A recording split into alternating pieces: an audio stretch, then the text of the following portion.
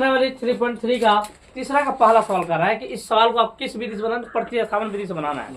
किस विधि से? प्रतिस्थापन विधि से बनाइए। और उसमें पहला सवाल कहा है कि दो संख्या है। कितना संख्या है? दो संख्या है और कह रहा है कि दोनों संख्या का अंतर कितना दिया है? 26। कितना दिया है? 26। पहला संख्या कहता है कि हम तुमसे कितना है? 3 गुना है। पहली संख्या दूसरी संख्या कितना है जी? 3 गुना है। तो संख्या का मान निकालिए। पहला संख्या का मान कितना आएगा और दूसरा का मान क्या आएगा? चलिए देखते हैं। माना कि पहली संख्या क्या है जी? x।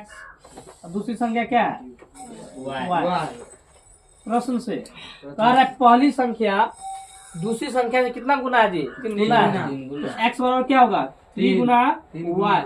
x बराबर क्या होगा?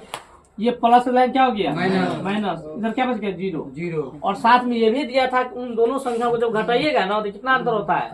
26 होता है। तो कारण दोनों को घटा दीजिएगा कितना आता है? 26 आता है। कोई दिक्कत नहीं। किस विधि से कारण बनाने के लिए? प्रतिस्थापन विधि से। कौन सा विधि से? प्रतिस्थापन विधि से। तो चलिए देखते हैं समीकरण 1 से। तो x माइनस 3y बराबर क्या है? 0 है। ये प्लस लाइन क्या हो गया? माइनस। प्लस है तो माइनस, माइनस है तो प्लस। समीकरण कितना होगा? 3। लिखेंगे समीकरण 2 में x का मान देने। ठीक है। अब देखिए समीकरण 2 क्या है? देखिए तो x माइनस y बराबर कितना है जी? 26।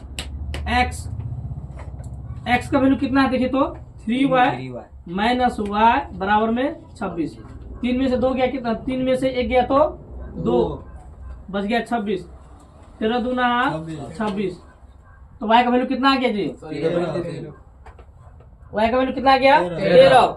अब लिखेंगे समीकरण 3 में किसका मान देने पर? y का मान देने पर। समीकरण 3 देखिए क्या है? x बराबर क्या है जी? 3y है। तो x बराबर हो गया 3 गुना 13। कितना हो गया? 13 39। तो समझ गया ना? तो पहली संख्या कितना हो गया? 39। और दूसरी संख्या कितना हो गया? 13। तो क्या इससे 3 गुना है ना? 13 39। तो लिखेंगे पहली संख्या बराबर क्या था? x बराबर हो गया 39। और दूसरी संख्या क्या था जी? y। तो इसका वैल्यू कितना हो गया? 13। क्या समझ में आ गया? अगर समझ में आ गया तो लाइक कीजिए, कमेंट कीजिए, शेयर तो जरूर कीजिए।